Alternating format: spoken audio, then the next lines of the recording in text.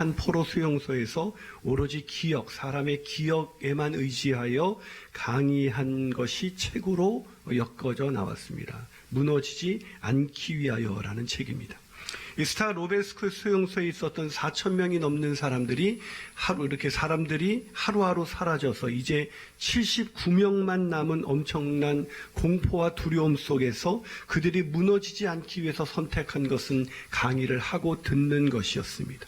근데 포로 수용소에서 어떤 강의 재료가 없기 때문에 한 사람이, 다시 말해서 유제프 차프스키가 여러분이 잘 아는 푸트스크의 잃어버린 시간을 찾아서라는 그 책을 기억에만 의존해서 강의를 한 거예요.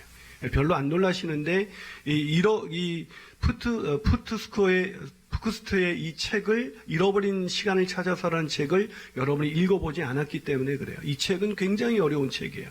제가 우리 누나하고 6살 차이가 나는데 우리 누나가 대학교 1학년 때 이 책이 꽂혀져 있어서 제가 읽었다가 아주 머리에 쥐가 나는 줄 알았습니다. 이 책이 예를 들면 노을이 진다 이런 표현을 이 책은 어떻게 기록되어 있냐면 지금 이토록 슬픈 빛으로 빛나는 마치 보닝턴이 그린 아드리아 해처럼 한쪽에서 다른 한쪽으로 차차 어둠이 태양을 쫓아가는 형국의 하늘은 그 그윽한 풍광 속에서 아스라이 사라졌다. 이해가 되세요? 그냥 노을이 진다 이렇게 얘기하면 될 얘기를 이렇게 어렵게 풀었습니다. 특별히 보시면 마치 보닝턴이 그린 아드리아 해처럼, 그러니까 보닝턴이 그린 아드리아 해에 대한 미술에 대한 이런 사전 지식이 없으면 이게 무슨 내용인지 도저히 알 수 없는 그런 책입니다. 그런데 이 책을 기억에만 의존해서 유제프 차프스키가 그 강연을 한 거예요. 대단한 강연이죠. 왜 이렇게 강연을 했을까? 그 이유에 대해서 유제프 차프스키는 이렇게 말합니다. 정신적으로 무너지지 않기 위해, 세약과 불안을 극복하기 위해 수용소에서 프루스트의 강의를 시작할 수밖에 없었다. 무슨 말입니까? 인간이 무너지지 않기 위해서 자신의 정신력을 붙들기 위해서 그의 강의를 시작하고 들었던 것입니다. 그래, 인간이 인생을 살아가면서 가장 중요한 것이 있다면 그것은 인생이 무너지지 않기 위해서 노력하는 것입니다. 돈을 벌고 명예를 얻고 권력을 갖고 높은 자리에 올라가는 것도 다른 말로 하면 우리의 인생이 무너지지 않기 위해서 하는 인간의 노력이라고 할 수가 있죠. 그러나 오늘 본문은, 아니 요한계시록은 결코 무너질 것 같지 않은 큰 성 바벨론도 무너졌다라고 우리에게 이야기해주고 있습니다. 자, 본문 2절을 같이 읽어볼까요? 읽습니다. 시작. 힘찬 음성으로 외쳐 이르되 무너졌도다 무너졌도다 큰 성 바벨론이여. 뭐라고요? 큰 성 바벨론도 무너질 수밖에 없었다는 것이죠. 여러분 별로 안 놀라시는데 그 당시 이 사람들은 이 큰 성 바벨론은 무너질 수 있는 성이 아니라고 생각했습니다. 여러분 큰 성 바벨론이 뭐라고 제가 설명을 드렸죠 지난번에? 로마를 가리킨다고 그랬습니다. 그 당시 절대적인 권력, 해가 지지 않는 나라, 막강한 권력과 부귀 영화를 누렸던 나라, 그래서 다른 나라는 망해도 절대 망하지 않을 것 같은 나라가 어떤 나라냐면 바로 로마였어요. 그런데 이 로마, 그 당시 이 큰 성 바벨론은 1차적으로 로마를 가리킨다 그랬어요. 근데 로마가 무너진다? 상상할 수가 없었죠. 오히려 로마의 권력 아래서 그리스도인들은 정말 황제에게 숭배하지 않음으로 인해서 매매를 할 수가 없고 결국 잡혀가고 죽임을 당할 수밖에 없는 그런 강력한 권력을 가진 나라. 그런데 오늘 요한에게 하나님이 어떤 환상을 보여주고 있습니까? 그 로마, 큰 성 바벨론은 이미 무너졌다는 거예요. 미래 시제를 쓰고 있지 않습니다. 아직 무너지지 않았는데 무너졌도다라는 과거 시제를 쓰고 있습니다. 왜요? 확실하다는 것이죠. 여러분, 그러나 큰 성 바벨론은 단순히 로마를 가리키는 것이 아니라 하나님을 적대하는, 그래서 하나님의 백성을 핍박하고 힘들게 만드는 모든 세상의 철학과 사상과 그런 나라와 모든 민족을 가리키는 거라고 말씀을 드렸습니다. 무슨 말입니까? 큰 성 바벨론, 로마만 무너질 것 같지 않은 로마만 무너지는 것이 아니라 무너질 것 같지 않은 모든 세상은 무너질 수밖에 없다는 것을 우리에게 가르쳐주고 있는 것입니다. 그렇다면 사랑 여러분, 온 세상이 무너질 때 우리는 건재할 수 있을까요? 우리 인생은 무너지는 인생이 아니라고 누군가에게 말할 수 있을까요? 여러분, 모든 인생이 화려한 것 같지만 죽음 앞에서 다 무너지고 마는 것입니다. 사랑하는 여러분, 우리가 어느 날 호련히 죽음을 맞이하게 될 때 우리는 무너지지 않는 인생이 될 수 있는 걸까? 저는 한순간 그렇게 호련히 무너지는 그런 인생이 되지 않기를 주님의 이름으로 축원합니다. 자, 그렇다면 한순간 무너지는 인생이 되지 않기 위하여 우리는 어떻게 살아야 하는 것일까요? 첫 번째로 악한 세상의 가치관에서 빠져나와야 합니다. 뭐라고요? 악한 세상의 가치관을 버려야 된다는. 제가 근데 빠져나와야 된다는 단어를 쓴 이유는 뭐냐면 바로 오늘 본문 4절 때문이에요. 자, 오늘 본문 4절을 한번 같이 읽어보겠습니다. 시작. 또 내가 들으니 하늘로부터 다른 음성이 나서 이르되 내 백성아 거기서 나와 그의 죄에 참여하지 말고 그가 받을 재앙들을 받지 말라. 뭐라고요? 큰 성 바벨론에서 빨리 빠져나오라는 겁니다. 왜요? 무너질 성이기 때문에 그렇죠. 여러분, 무너질 성이 아무리 거기서 내가 원하는 것이 다 있다 할지라도 무너진 성에 계속 거하는 사람은 아무도 없을 거예요. 그 성이 무너진다고 하면 우리는 빨리 빠져나와야 됩니다. 하지만 당시 이 말씀을 들었던 사람들은 의아했을 거예요. 왜냐하면 말씀드린 것처럼 바벨론은 바로 로마였기 때문에 로마는 무너지지 않는 나라거든요. 그런데 왜 거기서 빠져나올까? 그 로마에서 어떻게 하면 한 자리를 하고 내가 얼마나 돈을 많이 벌고 내가 갖고 싶은 게 로마에 다 있는데 거기서 빠져나오라? 이해할 수 없었을 것입니다. 그런데 왜 이 성이 무너집니까? 이 성은 죄로 인해서 무너질 수밖에 없는 것입니다. 오늘 본문 5절은 이렇게 말합니다. 왜 무너질 수밖에 없는지 하나님이 말씀하십니다. 읽어볼까요? 시작. 그의 죄는 하늘에 사무쳤으며 하나님은 그의 불의한 일을 기억하신다.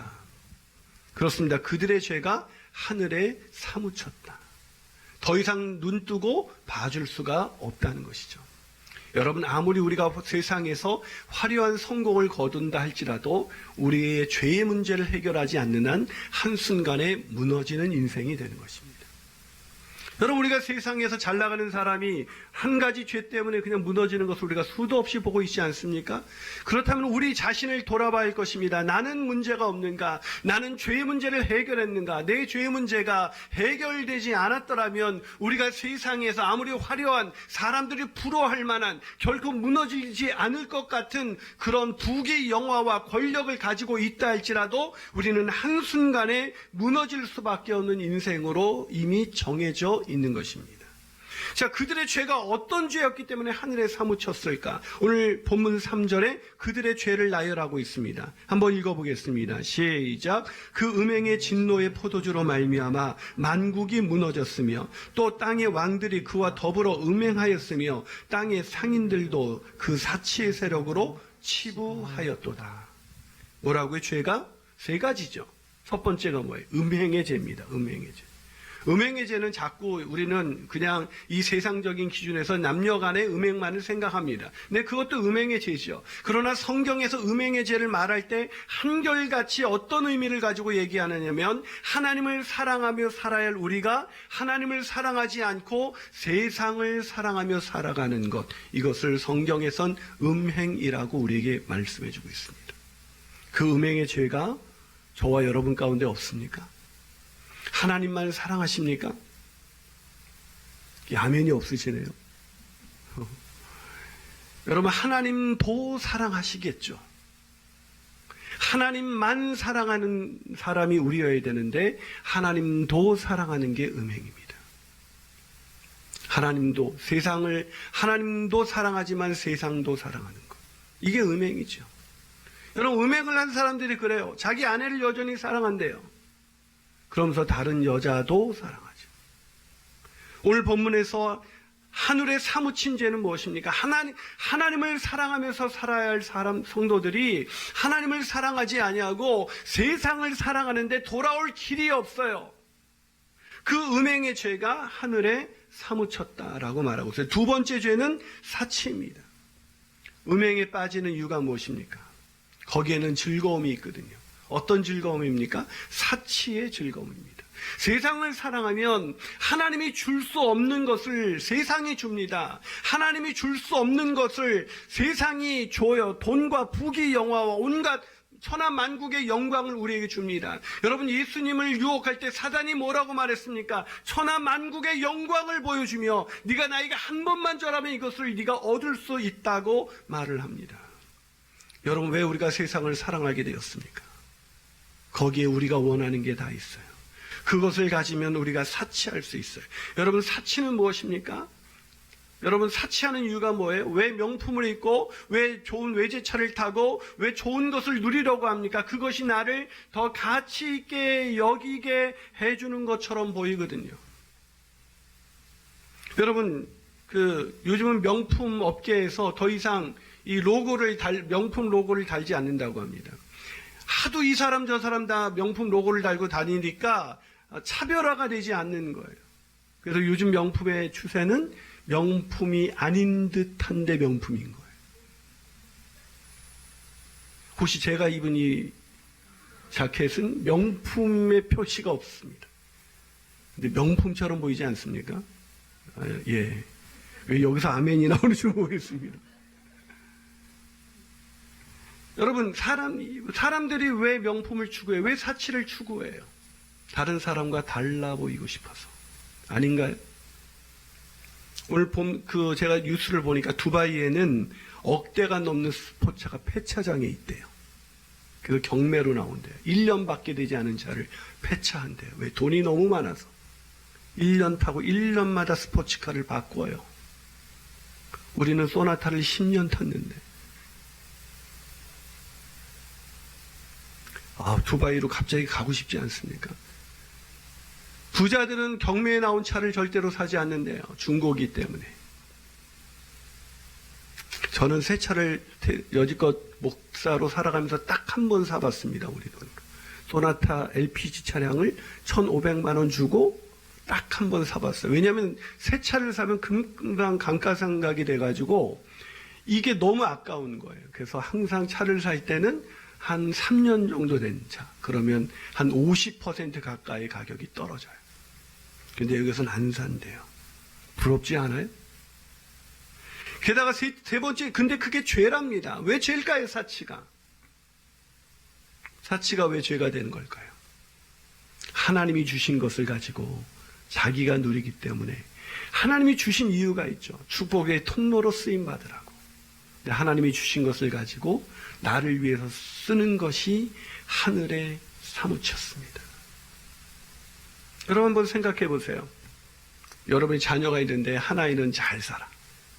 너무 잘 살아. 사치할 만큼. 근데 한 아이는 생계가 어려워. 근데 그 큰아이가 둘째를 돕지 않는다면 괜찮아. 나 너만 잘 살면 돼 라고 말할 부모가 세상에 어디 있겠습니까? 지구의 상황은 지금도 한 끼를 먹을 수 없어서 굶어 죽어가는 사람들이 비일비재합니다. 내가 조금만 사치하지 않는다면 먹일 수 있는 사람이 너무 많아요. 사치는 하늘에 사무치게 하는 죄입니다. 세 번째 죄는 뭡니까? 부의 축적입니다. 사치하는 바벨론을 등에 업고 부를 쌓은 사람들이 있었죠. 바로 상인들이었습니다. 그들은 닥치는 대로 팝니다. 금, 은, 보석, 진주, 모시, 자색 옷간, 비단, 붉은 옷간, 온갖 물건 뭐까지 팔았는지 알아요? 사람의 영혼까지 팔았다고 성경은 말합니다. 노예 매매를 가리키는 것입니다. 부자만 될 수 있다면 죄를 짓는 것 따위는 전혀 두렵지 않는 세속적인 가치관이 지배하는 세상 속에서 빠져나오라고. 근데 왜 우리가 빠져나오기가 어려워요? 그게 성공한 인생처럼 보이거든요.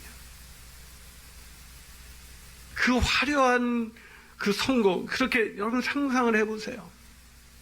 누구도 입지 못하는 옷을 입고 누구도 꾸밀 수 없는 보석으로 치장하고 누구도 탈 수 없는 스포츠카를 타고 누군가 내 옆에 차를 달릴 때 우리는 그것을 부러워하죠. 저 사람 참 불쌍하다.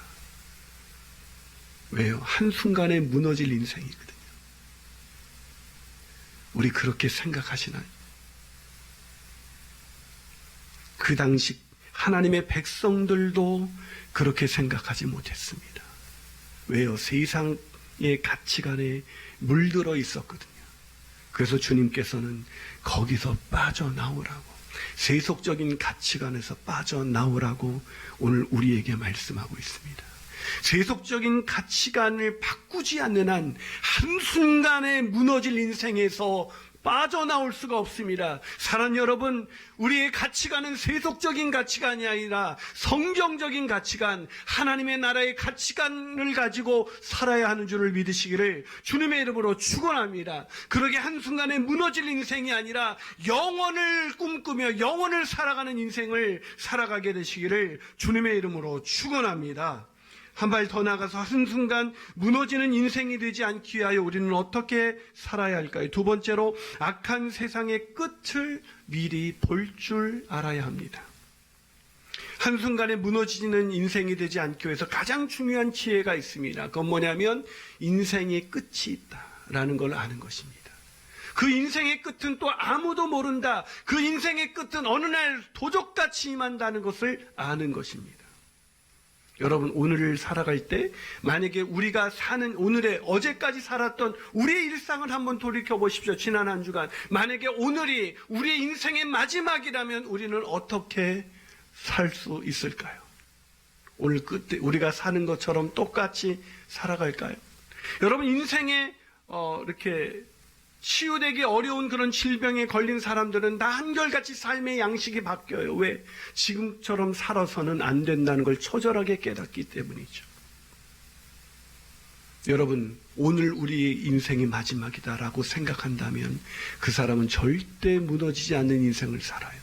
그래서 모세는 시편 90편 10절과 12절에서 이렇게 말합니다. 우리의 연수가 70이요 강건하면 80이라도 그 연수의 자랑은 수고와 슬픔뿐이요 신속히가니 우리가 날아가나이다. 누가 주의 노여움의 능력을 알며 누가 주의 진노의 두려움을 알리까? 우리에게 우리의 날 계수함을 가르치사 지혜로운 마음을 얻게 하소서. 아멘이십니까? 방금 읽은 이 12절을 현대인의 성경은 이렇게 번역합니다. 우리의 일생이 얼마나 짧은지 헤아릴 수 있게 하셔서 우리가 지혜로운 마음을 얻게 하소서. 오늘이 우리 인생의 마지막이라면 우리는 백화점에서 시간을 보내지는 않을 겁니다. 우리가 우리 인생의 마지막이라면 사치와 음행과 부를 축적하는 일에 우리의 시간을 쏟지는 않을 것입니다. 그러나 많은 사람들에게 저를 비롯해서 이 지혜가 없는 거죠. 왜요? 우리는 내일도 살 거라고 굳건히 믿고 삽니다. 그러나 여러분, 제가 늘 말씀드리지만 다음 주에도 저와 여러분이 이 자리에서 똑같이 예배할 수 있다고 누가 담보할 수 있겠습니까? 오늘 갑자기 이 세상을 떠난 그 사람도 내일을 살 줄 알았던 평범한 사람이었을 것입니다. 우리는 늘 내일이 당연하게 내일을 기다립니다. 그 내일은 하나님이 허락하셔서 우리에게 온 소중한 날인데 우리에게 내일은 언제나 올 것 같이 생각합니다. 그래서 오늘, 내일은 당연히 나에게 주어지는 것이기 때문에, 내일이 마지막이 아니기 때문에 오늘 이 세상에서 더 잘 살기 위해서, 세상 사람들이 보는 성공과 형통을 누리기 위해서 우리는 이 땅에서 무엇을 할까? 세속적인 가치관 속에 쪄들어 우리는 오늘도 세상 사람들과 똑같이 오늘을 살아내는 것 아니겠습니까? 큰 성 바벨론도 그랬습니다. 그래서 바벨론은 어떻게 생각했냐면 자기는 끝이 없다고 생각했습니다. 망하지 않을 거라고 생각했습니다. 그러나 오늘 본문 7절과 8절은 이렇게 기록되어 있습니다. 그녀가 마음껏 사치와 영화를 누렸으니 그만큼 고통과 슬픔으로 갚아주어라. 뭐라고요? 마음껏 사치와 영화를 누렸으니 그만큼 고통과 슬픔으로 갚아주어라. 하나님의 말씀입니다. 그녀는 속으로 나는 여왕으로 앉아있다. 과부가 아님으로 슬퍼하는 일은 절대로 없을 것이다 라고 말한다. 그러므로 하루 동안에 죽음과 슬픔과 기근의 재난이 그녀에게 닥칠 것이다. 왜 하루라는 순식간을 말하죠? 왜 잠깐 하루 사이에 망하게 되는 걸까요? 나는 안전하다. 나는 슬퍼할 일이 전혀 없을 거야. 마치 어리석은 부자가 물건을 다 쌓아놓고 이제 먹고 마시자고 생각하는 것처럼 하나님이 그에게 뭐라고 말씀하셨습니까? 내가 오늘 밤 내 영혼을 가져가면 네 것이 누구의 것이 되겠느냐. 사랑하는 여러분, 권세를 가지고 부귀영화를 누리는 것 솔직히 부럽습니다. 그러나 부러워하지 않으려고 노력하며 삽니다. 왜요? 인생은 한순간이기 때문이죠. 인생이 영원하다면 우리는 어떻게 하든 이 세상에서 우리는 음행을 해서라도 사치하고 부귀 영화를 누리는데 우리 인생에 목숨을 걸어야 할 것입니다. 그러나 인생이 영원하지 않기에 이 짧은 순간에 우리가 이 부귀 영화를 누리려고 했다가 한순간 무너져 영원한 지옥에 떨어지는 인생이 되고자 원치 않는다면 우리는 오늘이 마지막인 것처럼 그렇게 인생을 계수하며 살아가야 하는 것입니다. 그렇게 살아가는 저와 여러분이 되시기를 주님의 이름으로 축원합니다. 마지막으로 한순간 무너지는 인생이 되지 않기 위하여 우리는 어떻게 살아야 하는 것일까요?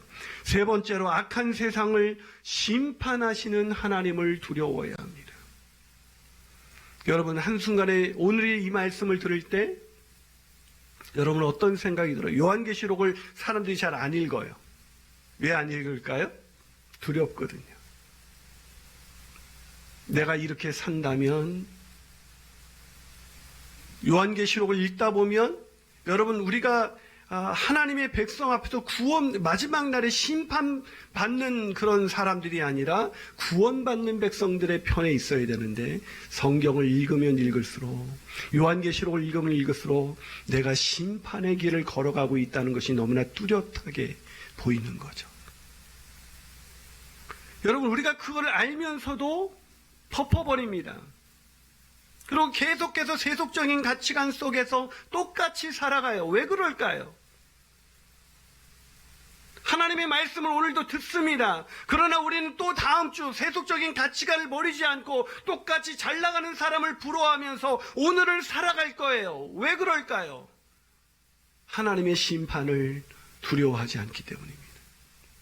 하나님을 두려워하지 않는 것이죠. 여러분 두려워하지 않는다면 아무리 그 말이 사실일지라도 그 말은 우리에게 영향력이 없습니다. 여러분 제가 아이들을 키울 때 어렸을 때 아이들이 아빠를 좀 엄한 아빠로 무서워했어요. 그러니까 애들한테 두말할 필요가 없었어요. 일어나 그럼 그냥 애들이 일어났습니다. 오늘 몇 시인데 세연 일어나 그럼 그냥 일어났어요.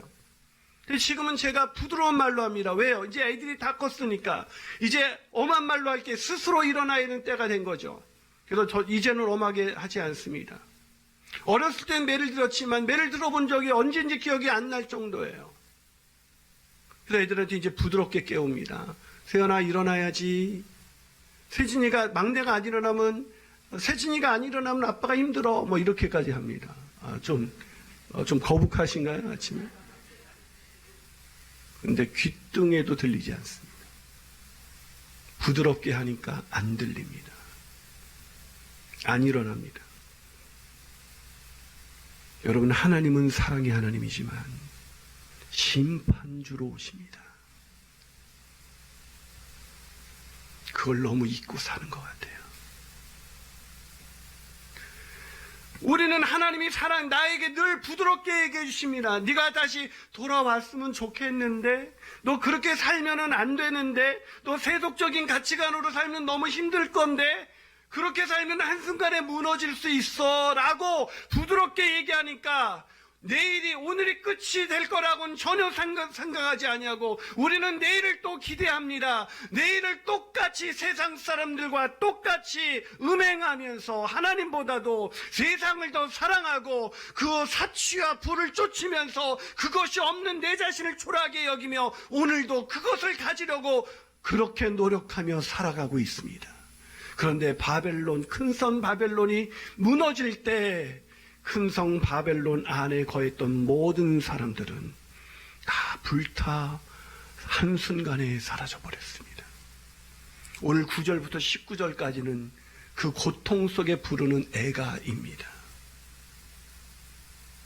사랑하는 여러분, 오늘이 우리의 마지막 날이라면 우리는 한순간 무너지는 인생으로 인생을 끝내게 될까요? 아니면 이 마지막 날이 우리에겐 영원한 천국으로 들어가는 가장 복된 날이 될까요? 오늘 저는 설교를 마치면서 저와 여러분 속의 기억 속에 있었던 한 사건을 이야기하려고 합니다. 설교를 준비하는데 우리나라에 있었던 가슴 아픈 한 비극적인 사건이 기억이 났습니다. 그것은 바로 상품백화점의 붕괴입니다. 아마 그런 일이 있었나라고 생각하는 친구들은 굉장히 이것이 더 오래전에 일어났던 일이기 때문에 기억이 나지 않겠지만 우리는 생생히 상품백화점의 붕괴의 소식을 뉴스로 들었습니다. 그때 백화점의 안에 있었던 사람들은 그 백화점에 들어가는 날, 그날이 자신의 인생의 마지막일 거라고 생각하고 들어갔을까요? 그들은 전혀 그렇게 생각하지 않았습니다. 그래서 그들이 음행하여 얻은 그런 부귀역, 돈과 권세를 가지고 백화점 안에서 이리저리 쇼핑을 다니고 만난 것을 먹으면서 시간을 보냈을 거예요. 상품백화점은 특별히 명품 매장이 많았던 매장으로 유명한 곳입니다. 아마 그 중에 누군가는 명품 매장에서 가장 최근에 나온 신상을 걸치면서 자기 인생을 만끽하고 있었을 거예요. 그러나 그것이 마지막 순간이었던 것입니다. 우리는 이 세상이라는 백화점에서 우리가 얻고 싶어하는 여러 가지 물건을 보고 있습니다. 그것을 얻기 위해서 또 그것을 얻은 날 그것을 얻고 우리는 맛난 음식을 먹고 누구도 먹을 수 없는 식당에 가서 누구도 누릴 수 없는 것을 걸치고 누구도 소유할 수 없는 것을 걸치고 누리면서 우리는 우리의 인생이 참 행복하다라고 생각할지 모르겠습니다. 그러나 어느 날 호련히 그것이 우리의 마지막일 수 있습니다. 그것이 우리의 마지막이 안 되기를, 우리의 마지막이 큰 성 바벨론이 무너지는 그날 우리를 구원하신 주님을 영접하여 하늘로 올라가는 날이 되기를 주님의 이름으로 축원합니다.